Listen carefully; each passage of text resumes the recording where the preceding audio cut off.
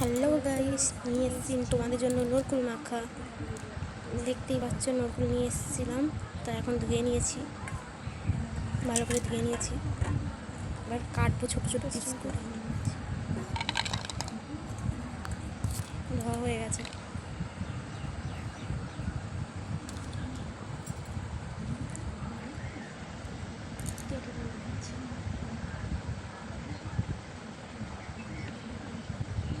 ছোটো ছোটো করে কেটে নিয়েছি। কেটে নিয়ে খালি নুন দিয়ে মাখবো, কাঁচা লঙ্কা দেবো না, এত গরমে পেট জ্বলে যাচ্ছে আমার।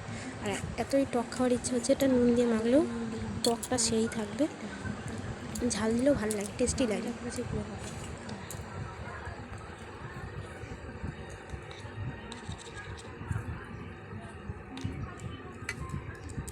দেখো, লবণ দিয়ে মাখাচ্ছি ভালো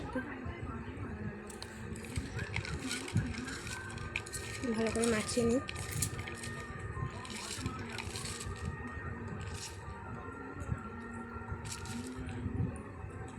যেগুলো জুড়ে আছে সেগুলো ছাড়িয়ে নেবো ভালো করে।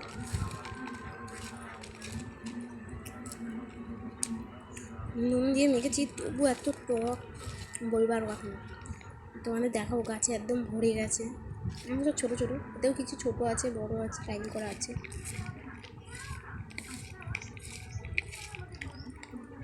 মাখিয়ে ভালো করে 5 মিনিট রেখে দেবো। 5 মিনিট রেখে দেবো। 5 মিনিট রেখে দিচ্ছি। এবার রিয়াকশানটা দেখবে আমার খাওয়ার পরে। এত বিচ্ছিরিরা বলবার কথা না।